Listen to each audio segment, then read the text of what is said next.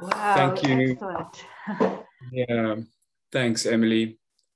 Fantastic talk and very thorough overview. And thanks for taking us through that all the different facets of that, of the development of your project. We're going to be opening the floor up to questions. I can see a couple of hands springing up already. But before we do, I wanted to just ask you, you guys have gone through what looks like a very thorough planning grant phase, now moving towards looking at what your full grant application looks like. And you're grappling with the different aspects of that. So here we've got a room full of people in different phases of JRS bioinformatics projects, but also experts in different aspects of bioinformatics from across Africa. Is there anything that you would particularly like to ask? Any topics that you'd particularly like input on, discussion around, or yeah, before we get started? I mean, there's nothing in particular. I'm just always open to comments and feedback, because I'm well aware that, well, this is not my field. I am a large herbivore ecologist, and I'm not a data, well, I use data, but I'm not familiar with all the technical aspects and so on. I'm really just someone who is frustrated by the way things are and wants to try and change that. So really any advice or feedback is most welcome. Okay, fantastic. I think that's just the right energy that's needed to create a system like this. All right, Beth, let's start with you. I see your hand is up. Yeah, but I don't think I was the first person. I think there was somebody ahead of me. Okie dokes. Was it Astrid? Or maybe she had to go. No, I'm here, but I didn't raise my hand this time. Oh, sorry. I thought I saw somebody. She was clapping her hands. Oh, okay. Well, I can go. Emily, I really loved your presentation. Thank you. In part because you really beautifully laid out how you developed the framework and the thinking behind it, the pillars, and I loved your the diagram for the use cases, and it really brought me back to when we were developing the proposal for our project. We were not nearly as articulate about it as you are. It's been a huge learning curve to understand how, I'll put my video on. It's a huge learning curve to understand some of those things about like organizing it conceptually into the pillars and the use cases. All of that was so new to us. So I'm really appreciating how you laid that all out, and a lot of the problems that you faced that drove you to do this in terms of data availability and how a lot of data are leaving the country or in formats that are not accessible. That's also what we're experiencing in Rwanda. I'm working on a team with the Rwanda Biodiversity Information System. And I had so many questions. I actually wish we could bring you to Rwanda to work with our team. But one thing that I was wondering is, because I know Botswana has those issues with like research permits, and I know at one point they even closed down to all outside researchers and things like that. And in Rwanda, the situation here is the conservation of national parks is managed by the Rwanda Development Board, which is really focused on revenue generation, and the overarching component is tourism. So essentially, tourism is overseeing the conservation. So, that has a certain flavor to it. And when we met with the team at RDB in the conservation department, we want to collaborate with them because we want them to work with us to see how we could use the information system to monitor national parks. And of course, there's a lot of data being generated, but as you said, the same thing happens. It's going into reports that are not digitized, or the data sets are taken out of the country or are in places where we can't access. But we also found when we were there that they asked, like, why is it open access? We we suggest that you have this pay to use the data. And I was wondering if you or anybody else in this forum has experienced this, and any suggestions for how to deal with this, because of course, as a scientist, that is really, I don't think that's the way we want to go, but then, we want to respect what, the Rwanda Development Board and the government of Rwanda may want. But I think we also need to have some good ways of talking about when we're when we're trying to make data accessible, the reasons why we wouldn't want to put it as a pay, or maybe some people have found that can work. So I just am wondering what your thoughts are on that, and maybe other people have some thoughts on it. Thank you. So I actually had this conversation with another organization that's developing. They're currently developing an incentive-based monitoring app called Weeby. And that is, they basically want citizen science type reporting of sightings, and each sighting has a different monetary value. And so that the people reporting the sightings can then actually get a financial reward, not massive, but it can build up over time. And obviously they then need sponsors to provide that financial incentive. So they then want people to subscribe to the app. So like corporations or safari operators to subscribe to the app, and then they can use it and access the data. Because I then said, well, I'm trying to set up this repository so we could potentially work together. And her response was, oh, so you could be a marketer for us. And I said, well, no, that's not really what I was thinking. Because she automatically assumed that we'd be charging people to download data. And I said, no, that's not what we want to do at all. But what we could do is we want to be sort of a one-stop shop for people to search for data. And so what I said we could do is, have a metadata site about that app and a link, which he still thought was marketing. So it definitely is something that crops up, and we had it from the Department of Forestry and Range Resources. They said they do forestry inventories every few years, and they didn't want to just hand those data out. So I think that then comes into what we're thinking about access levels. We haven't mentioned anything at all about finances. And our guiding, we don't want to raise it because it does become contentious, and so far most people haven't raised it. But I guess if the data owners decide the access levels and that they request data users to contact them before accessing data, that then sort of the agreement between then the data user and the data owner is then not defined by us necessarily. So we can facilitate, we can suggest, but then if it does turn into a financial arrangement, it's sort of beyond our purview, I guess. But we would definitely I think we would provide a set of guidelines and expectations that wouldn't include financial.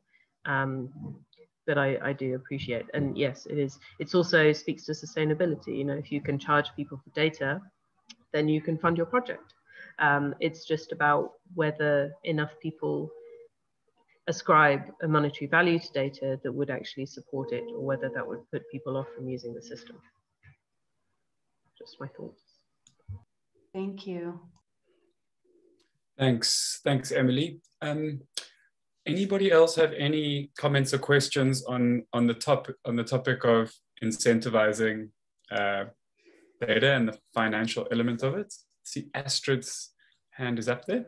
Yeah, I just wanted to say, first of all, Emily, thank you for these very nice presentations. Really impressive what you did in advance for before actually establishing this system. This is really great, because then you really can be sure that it will be used. So this is, yeah, I think this is just a perfect approach.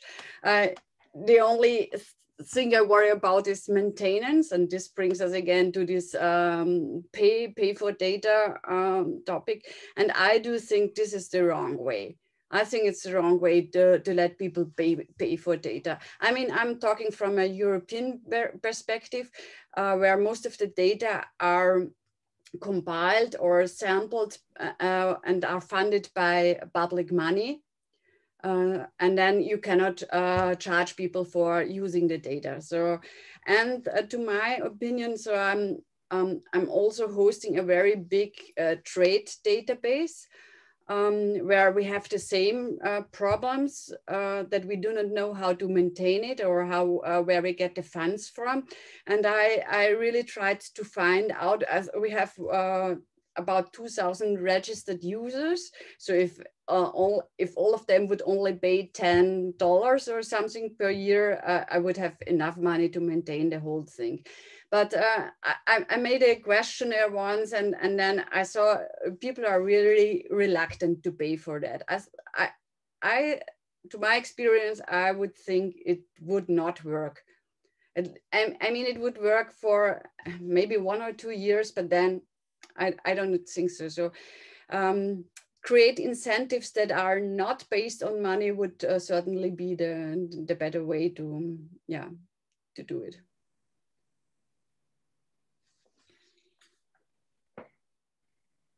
Okay, I guess also it depends on who the data users are. You know, for some, you know, there's a whole industry of consultants undertaking impact assessments and, you know, essentially data contributing to that industry. So I guess it's quite difficult to split it up. You know, you charge some people for data, but not others, depending on their use case. It gets pretty complicated quite quickly. Yeah. All right. Thanks, Astrid. We have a message and a question from Sharon Pollard in the chat. And it's for you, Emily. And she's asking about the succession plan for this. If, for example, the 2015 system is no longer functional after the close of project. Thanks. Yeah. Any comments? Yeah, so that is partly why we've started with stakeholder engagement. We wanted to gauge what the interest level was. We have approached the University of Botswana Vice Chancellor to create permanent positions associated with the system. I think that in principle, they were in favor, but we have, the university also isn't doing that great financially.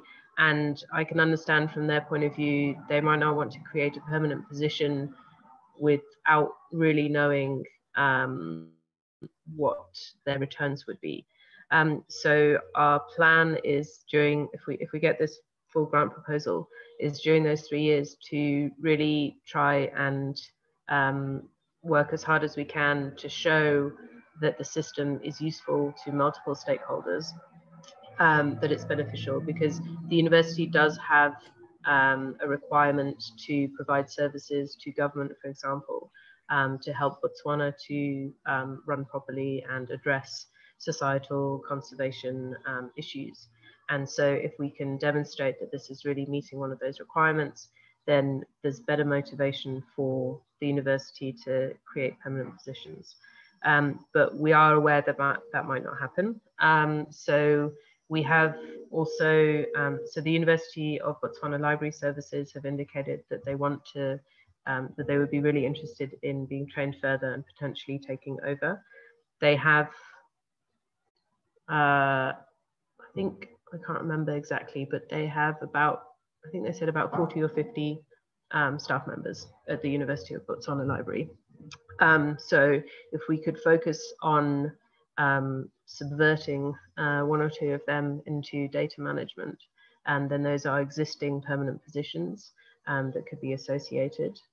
And then the other option is also Statistics Botswana, who have already told us they've got servers, they've got firewalls, they could help with all sorts. They just don't know how to do it. So I think the idea during the full grant would be to work closely with training multiple people in each of these organizations, so that probably by the end of the second year, we could have an idea of what is the best long-term solution.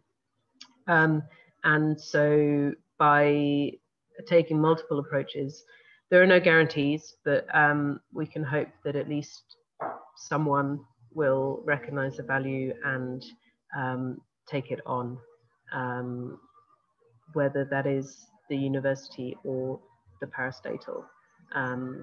Then, yeah, I guess there are no guarantees, and I know from previous interactions here that sustainability is one of the biggest issues. But yeah, we are trying to learn from previous mistakes and work towards sustainability. Oh, and I just wanted to say, sorry, I forgot to say earlier, to Beth in particular, all of those amazing things with use cases and pillars they were done by one of the collaborators, Ferdinando Urbano. So he has a lot of experience with databases and bioinformatics. So he's been really good with all of that stuff. So I'm presenting a group effort, not just what I've done. Thanks, Emily. And yeah, I think if anything, in terms of the sustainability and successional planning from the FBIS journey, we've learned that it's just the important thing is not to leave it till the end, but to engage with partners throughout to see organically where the best collaboration, where the best synergy, where the best future host is. And hopefully that will organically present itself. But yeah, sounds like you've got the right approach going from the start, which is fantastic there. Okay, let's see any more hands up in the chat.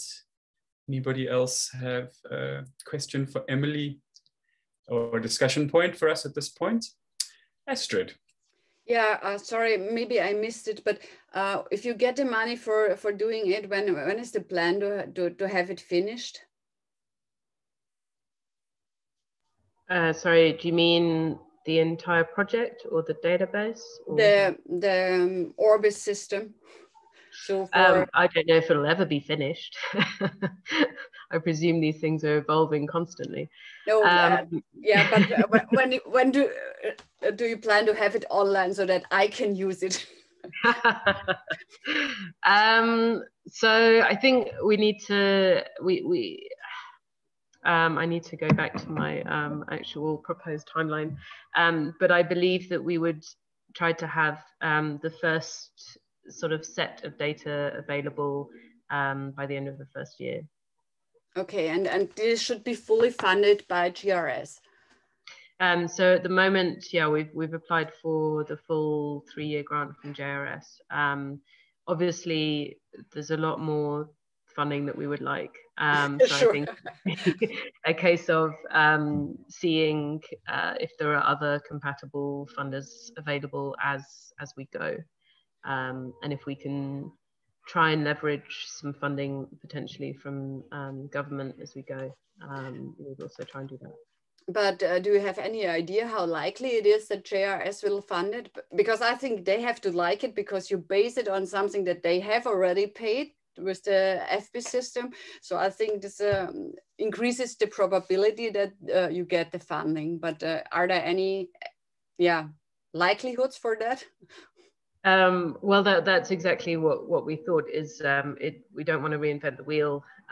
We want to work with systems that are proven, and as through speaking to Helen and Tim, these systems are also being rolled out in other places. So obviously JRS is supportive of them. So I mean, yeah, we've basically devised a project that we hope they'll like. But yeah, we don't know. Hopefully we'll find out in the next week or two, Okay. at least get some feedback. But I don't know, because I know that there've also been changes at the top levels in JRS. So we did have good communications with Don before he left, but we haven't had as much communication since.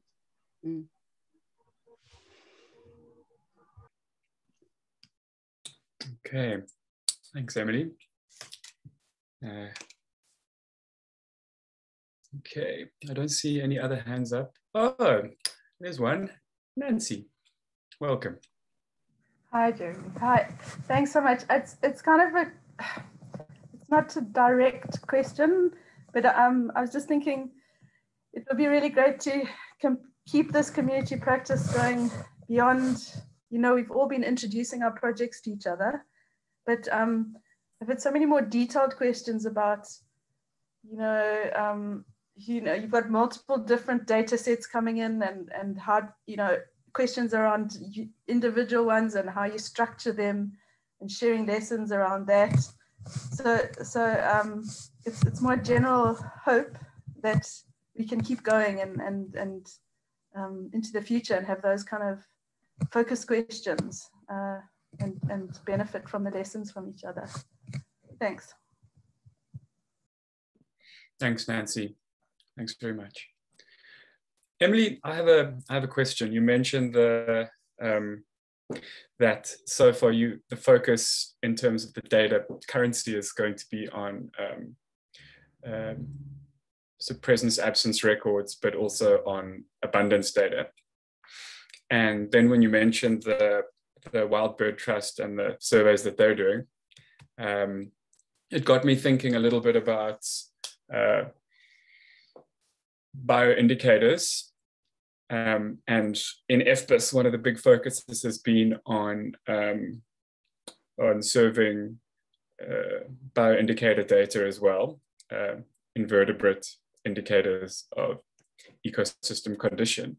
And I'm wondering if in your part of the world there's similar data sets. I know that the Wild Bird Trust, for example, have been doing some of that, but I wonder how much of that kind of information there is and how much of that you guys are building into your plans for Orbis. So we are very aware of multiple gaps in biodiversity data. There are a lot of taxa that just aren't being studied. Not much is being collected about those taxa. So we do want to use this system to identify gaps.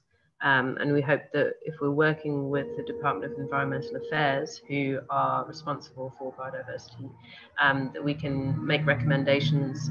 We have spoken to them a bit about, so there's a National Environment Fund in Botswana that has apparently a lot of money, but isn't always able to spend it somehow. So that we could use the system to identify gaps and actually work with them to develop tenders to put out calls for proposals to fill those gaps. So yes, the Wild Bird Trust has been collecting information on invertebrates. There are a couple of scattered projects, but there's no real concerted effort. Similarly, things like reptiles, amphibians, bats, all of these things are sadly neglected. And so we want to start with information that is readily available and that is important to the stakeholders. And at this point, most of it is related to large mammals, birds, vegetation. But we would like to, so it makes sense to sort of start with those kind of data, but we would want to try and highlight the neglected data, the neglected taxa, and motivate for those to be focused on more heavily. Cool, thank you.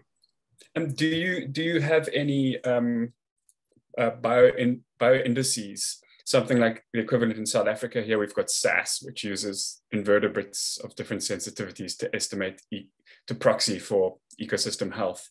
is there anything like that active in the ecosystems where you are? Not as far as I'm aware, no. Okay. But we're towards that. Okay, so it's going to be, the focus is going to be on the pure biodiversity data to start off with. Okay, Yeah, if I can butt in there before Ciro. Sure. There is a prototype bioindicator sort of based on the SAS method that I developed for the Delta, I don't know, 2009, which the Wild Bird Trust are actually using on some of their surveys. I've got a lot of people using it. I trained a lot of the tour operators in how to do it and people at ORI. So it's called OCUS, the Okavango Assessment Scoring System, or something along those lines. But it's very much, because it's a delta system, not a river system, it needs quite a lot of refinement from the original, South African version and the one that's been modified for Tanzania and Zambia. But I think there's a lot of potential in certain of the delta freshwater habitats. So with FBIS having SAS as sort of running in South Africa, it's been deactivated for Rwanda because they don't have an equivalent system. And the same, I guess, will apply for the ORBIS system, assuming the funding goes ahead. But if this OCUS system was, tested and developed and refined to the point where it was proven to be a useful functioning kind of bioindicator, then that sort of indicator module could kind of be switched on and refined for serving that data. I think that again speaks to the benefit of working collaboratively across countries, where you wouldn't have to reinvent, activating a bioindicator method for OCUS. You could just turn on the one and refine it where it already exists in FBIS. Cool. Thanks, Helen. Again, an Thanks. example of things that have happened previously that people just don't know about. So I'm sure Mike was familiar with that, but yeah, I'm wasn't involved in that. No problem. Belda Mosepele was my collaborator on that one. Okay. Sarah, you have a hand up there. Hi, everyone. Thanks, Emily, for the excellent presentation, and definitely your team has done very good planning. I really hope that JRS will give you a full grant for the 3 years that you have applied for. I'm sure in the grant planning, you probably have some considered what amount of data actually exists and what you would be collecting as new. Do you have any estimate of how much data already exists? Or will you be collecting a lot of data for the first time? That is my first question. The second is the issue of open access. The challenge of open access is, I think, in many parts, even here up in Kenya. By the way, I'm from Kenya. And mostly it's about fears that are sometimes very unfounded. I don't know in your interaction with the stakeholders, what were the main fears or the main issues why people are against sharing data openly? Thank you. Okay, so firstly, amount of data. Some stakeholders started telling us about the kind of data that they would like, and we said we don't have funding for collecting new data. This is just about storing and managing existing data. So there are huge amounts of data being generated daily. I mean, for example, there's an NGO that's been camera trapping in every protected area for 40, 60 days over the last few years. There are huge numbers of images from camera traps, for example. the aerial surveys that happen every 4 years for large mammals. There are spore surveys. We have a huge research community, as well as government that are collecting information on fish stocks and wild birds. So our NGO-based data sets are huge. And most NGOs that operate in Botswana have been here for multiple years, if not multiple decades.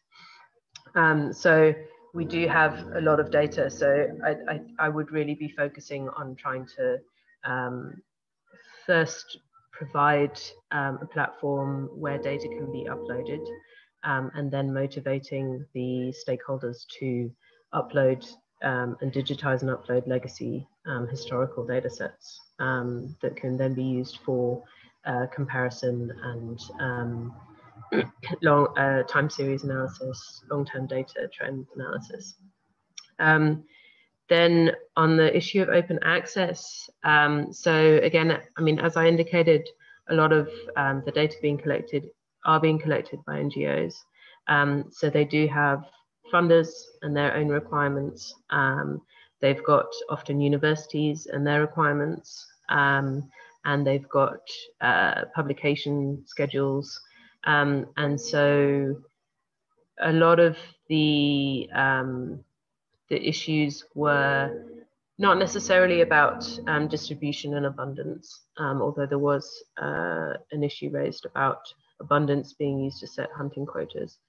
But it's actually more about the more refined data sets. So for example, on animal movements, trajectories, on the camera trapping. So sometimes I know one NGO mentioned that their data had been used in a different country and interpreted in a different way, but the data was still attributed to them. And so the result that was presented was identified by some people as coming from this NGO, whereas in fact it had been analysed and presented by government.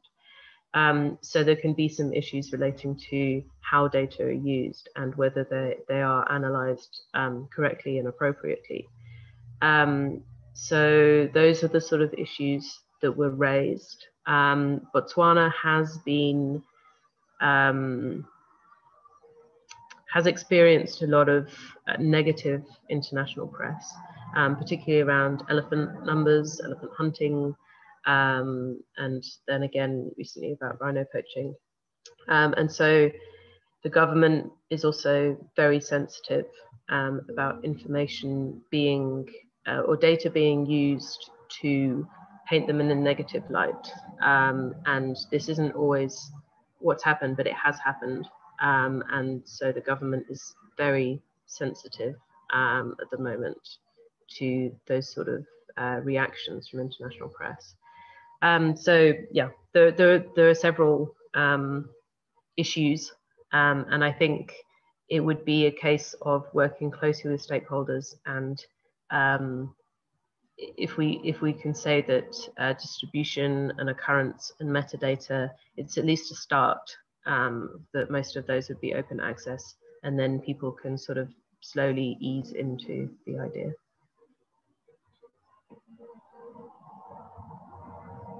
Just a follow-up, can I? Yeah, so thank you very much for those answers. Maybe just to share with you something that you may come across if you have not dealt with data. When you deal with existing data, it tends to have more work. Sometimes we get excited and think, oh, the data already exists. But these data were collected in different ways, in different standards. And you find that actually when you want to format it, make it standard into what you want, you find that you need more experienced data people that are actually going to deal with it. So I don't know how others have had the experiences that they have had. Because when you are collecting data for the first time, you know exactly what you are doing, and even if people are not experienced, then they probably have a template and they can do it exactly the way you want. So that is something that you probably to think about as you go along. Just also to add on the issue of open access, I find that the negativity about open access, it tends to be sometimes exaggerations of one negative thing, and then it's exaggerated, and then people are already against the whole thing. I have always challenged people to mention the number of the misuse cases versus the positivity. And many times the negative cases tend to be very few, but they are so exaggerated. So it's really something that is a little bit more in the mind, and also it takes time for people to, for the fear to disappear. Sometimes they are founded fears and reasons. Many times actually they are just flimsy things where somebody is against something and they are always looking for every reason to block it. Thank you. Thank you. Yeah, I think that's really good advice and a really good insight. I think you're absolutely right. A lot of the time it is a mentality that relates to data, and especially in often older people. I know multiple professors that are completely horrified at the idea of sharing data. So I think it is also a changing mindset, and I think the best way to do that is, as you said, through example, and to try and increase the positive outcomes and reduce the negative ones. And on the issue of existing data, I definitely see your point, and I think we would be striving to develop protocols, standardized protocols, and recommendations on how people would collect data. And templates.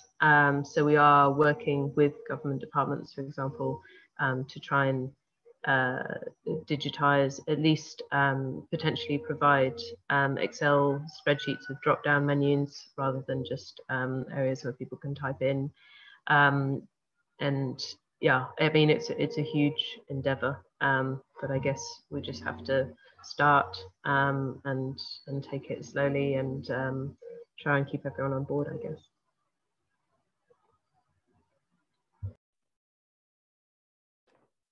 I'd agree with that. Okay. Any other questions for Emily before we start winding down?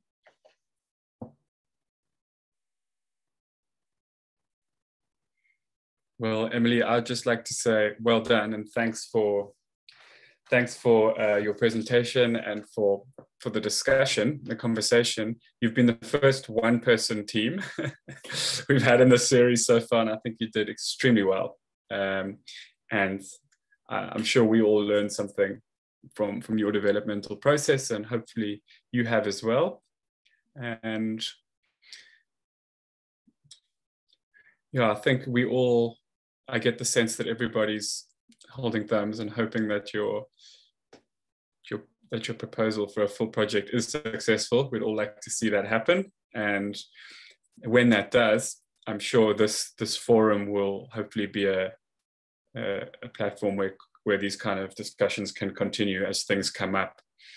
This issue of bringing in data is such a simple one. When you can think it's so simple, but it's actually such a big challenge, and it's the meat and potatoes of the system. So, all right, last chance for questions or comments for Emily. I do want to say I'm not a one-person team. There are multiple people that contributed. I'm just the only person who had time today. Yeah, no, for sure.